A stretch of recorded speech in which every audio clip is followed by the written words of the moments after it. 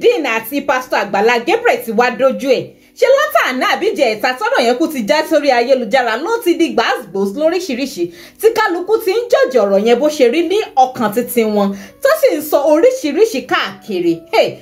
Àfáà Akeem náà ti sọ èrò tiwọn nípa àwà tí Muyideen wù àtàṣìṣe tí pásítọ̀ Àgbàlá Gabriel náà ṣe lórí ọ̀rọ̀ Muyideen.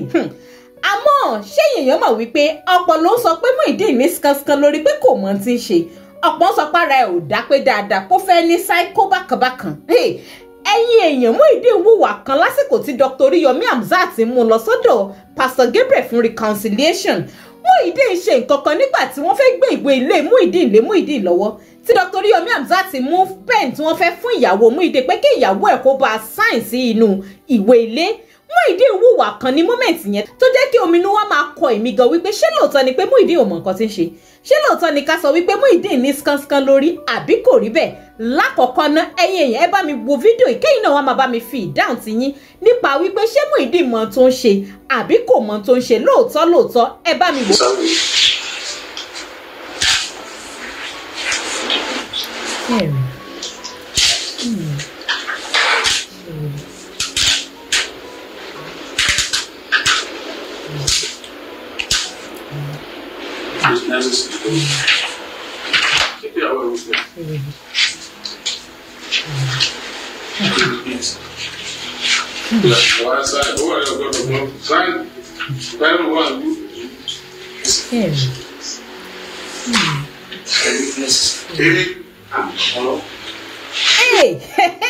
Ẹni tó ní kò mọ nǹkan tó ń ṣe ẹni táwọn nǹkan sọ wípé ó ní skánsán ṣó lè wúrú wà tí Muyideen wì téèyàn bá wo fídíò yẹn dáadáa ẹ rí i pé nígbà tí Dr. Oriyomi Hamzat mú pen dání tán fẹ́ fún ìyàwó Muyideen pé kí ìyàwó Muyideen ò bá sign Muyideen gba pen yẹn ó jù kalẹ̀ sórí tébù padà náà èyí tó ń súnmọ́ sí wípé Muyideen ò trust ìyàwó ẹ̀ kò fẹ́ kí ìyàwó òun bá òun sign nítorí pé ó ti already fi ẹ̀sùn kan ìyàwó yẹn wípé ó ń ṣe nǹkan kan ó ní nǹkan kan papọ̀ pẹ̀lú pásítọ̀ Àgbàlá Gabriel.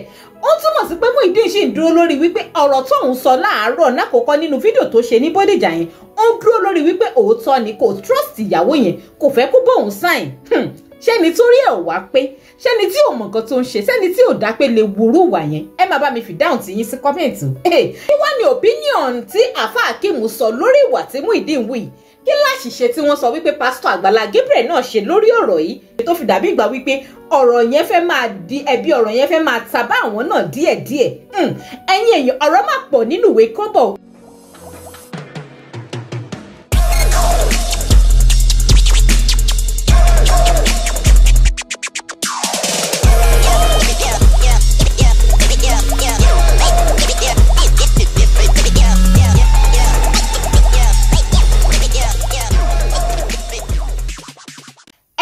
Sórí ìkànnì Digi Naija Television gbogbo ojú tó ń wò mí tẹ́yin bá wá ṣe ìdarapọ̀ mọ́ mi fún ìgbà àkọ́kọ́ ẹ dákun ẹ máa bá mi tẹ subscribe button tó wà ní abẹ́ fídíò yìí ẹ máa bá mi fún ní ìka ọwọ́ ìyẹn thumbs of like ẹ fèrò yín sí comment kẹ́sì máa bá mi share kó máa lọ sí gbogbo orí ayélujára. Láì wá gbà wá lákòókò púpọ̀ jù ẹ jẹ́ ká gbọ́ opinion Àfáà Akeem nípa ọ̀rọ̀ tó ṣẹlẹ̀ láàrin pásítọ̀ Àgbàlá Gabriel àti Muyideen mò ń padà bọ̀ ká tó wá sọ̀rọ̀ lórí ẹ̀. Nǹkan méjì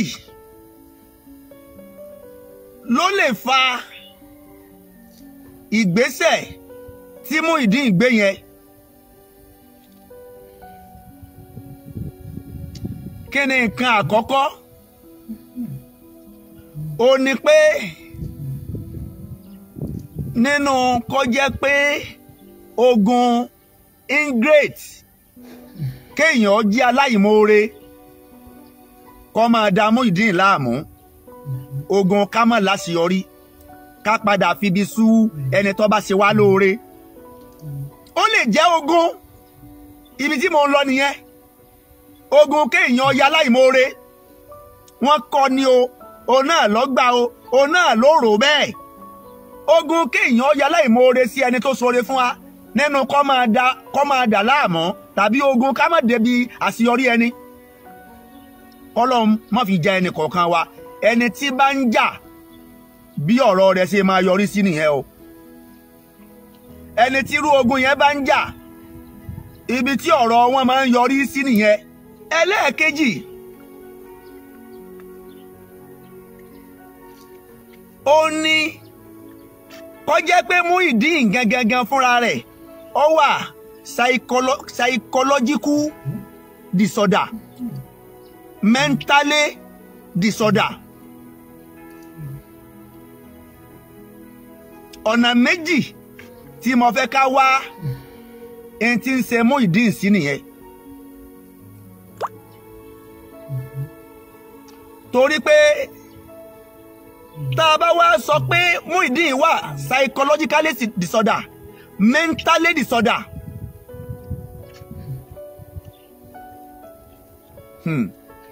ọ̀rọ̀ yẹn jinlẹ̀ o.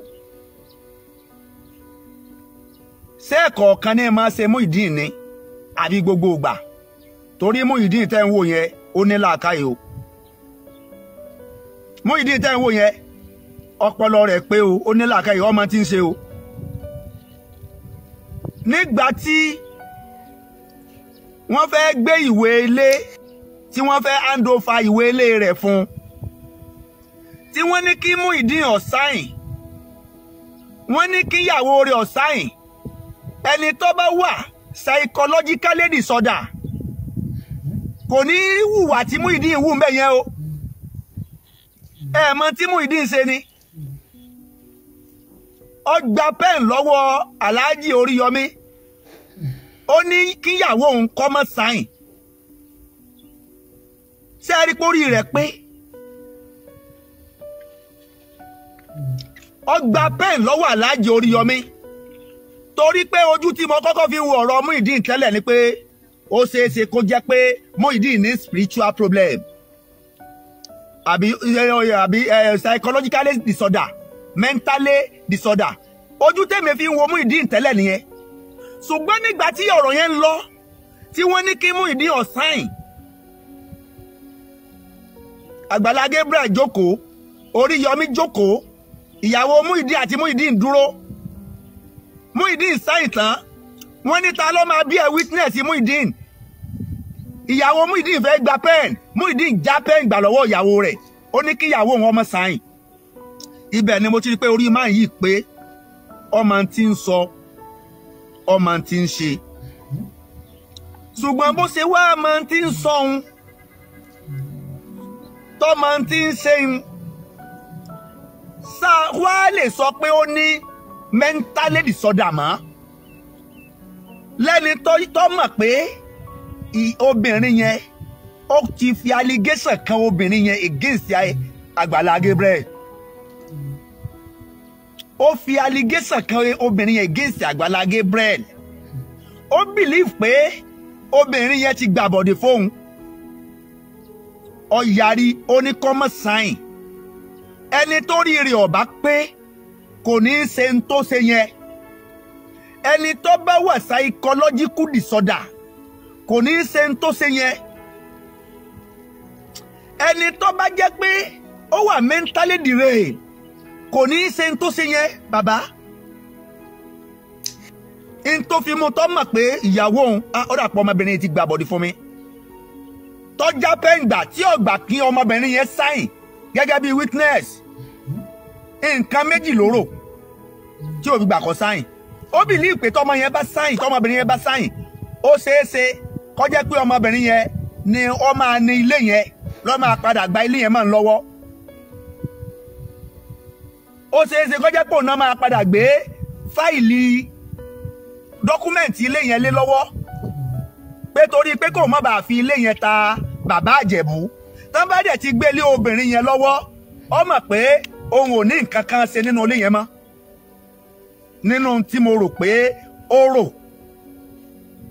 Ẹlẹ́ẹ̀kejì nínú tí mo rò pé ó rò ni pé tí obìnrin yẹn bá fi sign on behalf of òun, dọ́kúmẹ̀ntì òun yẹn, dọ́kúmẹ̀ntì nì, ó ṣeéṣe kó mọ́ fàlíìdì sóhun.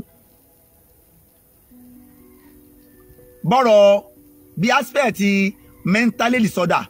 So ló jẹ́ ọmọ wò pé Muyideen, àwọn èèyàn ń sọ pé ó dà pé àrùn ọpọlọ ń ṣe. Èmi ò rò pé àrùn ọpọlọ ń ṣe Muyideen o. Mi ò rò pé àrùn ọpọlọ ń ṣe Muyideen. So tó bá wá jẹ́ pé àrùn ọpọlọ ò ṣe Muyideen, ẹ wá jẹ́ ká wá ìgbésẹ̀ tó gbé yẹn ká wá lọ síbi spiritual problem pé bóyá ó ní spiritual problem kó má bàa láṣeyọrí bóyá ó ní spiritual problem pé bóyá spiritual problem tó ní lọ́jẹ́ kó wà ingrate kó máa hùwà aláìmoore sí ẹni tí ó ṣe lóore torí pé tùmí tá a bá ní tanra wa oore ni Àgbàlá Gabriel ṣe Muyideen o oore ni Àgbàlá Gabriel ṣe Muyideen o ṣùgbọ́n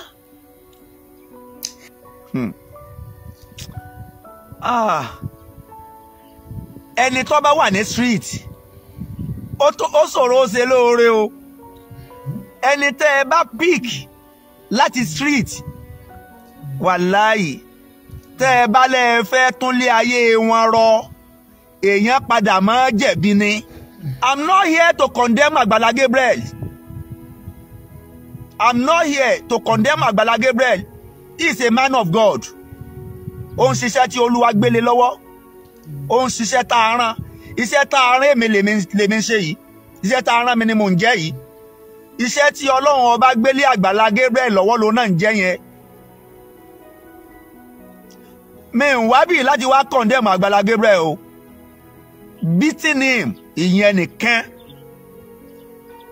ibẹ̀ yẹn nìkan ni Àgbàlá Gabriel ti ṣe mistake kí bàbá yẹn k'Àgbàlá Gabriel lọ́ọ̀ ẹ̀kọ́ dẹ̀ wà very careful ká má jẹ́ kí irú ẹ̀ ò tún ṣẹlẹ̀ mọ́. now téèyàn yóò bá gbàgbé ètò tí mo ṣe lánàá níbi tí mo ti sọ̀rọ̀ nípa pásítọ̀ Àgbàlá Gabriel àti Muyideen ohun tèmi náà dúró lé lórí ni wípé nínà tí pásítọ̀ Gabriel lu Muyideen kò tọ̀nà èmi náà condemn ẹ̀ nítorí Muyideen ò kì í ṣe ọmọdé àgbàlagbà ni adélébò ni ọmọ téèyàn bí nínú ara ẹ̀ gan ó níwọ̀nba ibi téèyàn lè ná dé kódà ó ní èjì téèyàn lè lu ọmọ tó bí nínú ara ẹ̀ téèyàn lè lù dé tọmọ èèyàn gan bá dàgbà dé stage kan ìyẹn ò wò wípé ọmọ yìí ti kọjá nínà ọ̀rọ̀ lókùn tó yẹ kí n máa bá sọ ká tó wá sọ wípé àdélébọ̀ baálé ilé odidi baálé ilé tó níyàwó nílé kéèyàn wá dàdùbúlẹ̀ kó bẹ̀rẹ̀ sí ní ìná ìwà tí ò dáa ni lóòótọ́ inú mi dùn pé pásítọ̀ Àgbàlá Gabriel wọ́n own to his mistake that okay àwọn ná torí tó bá ṣe pé àwọn míì ni wọ́n ní jẹ́wọ́ wípé àwọn ná Muyideen rárá pásítọ̀ Àgbàlá Gabriel ṣì own it to his own chest wípé lóòótọ́ òun làwọn ná Muyideen tó ṣe pé ọ̀pọ̀ ló ti ń condemn ìwà yẹn ìyẹn ò sì túmọ̀ sí wípé Muyideen náà ò jẹ̀bi ọ̀rọ̀ yìí wọ́n ní orí bíbẹ́ báyìí kọ́ ni oògùn orí fífọ́ bóyá ká wá sọ wípé ogun ìdílé ló sì ń jà Muyideen o bóyá ká sọ wípé ó sì ní spiritual problem ni o bóyá ká sì sọ wípé ìgbéraga tó wà lára tiẹ̀ náà pẹ̀lú àìní nǹkan kan tó wà lára ẹ̀ tẹ́lẹ̀tẹ́lẹ̀ ló ṣokùnfà gbogbo ohun tó ṣe yìí ni o àmọ́ n tó jẹ́ èmi tó dá mi lójú ni wípé ohun tó pamọ́ láàrin pásítọ̀ Gabriel àti Muyideen ojú Ọlọ́run nìkan ló tó ẹ má bá mi fi èrò tiyín náà sí kọ́mẹ̀ntì ó kẹ́sì má gbàgbé láti máa bá mi tẹ subscribe button tó wà ní abẹ́ fídíò yìí téèyàn ò bá ti tẹ̀ tẹ́lẹ̀ ẹ máa bá mi share fídíò yìí kó máa lọ káàkiri lórí ayélujára ire lójú owó rí ire lójú gbogbo wa yóò máa rí o ó dàbọ̀.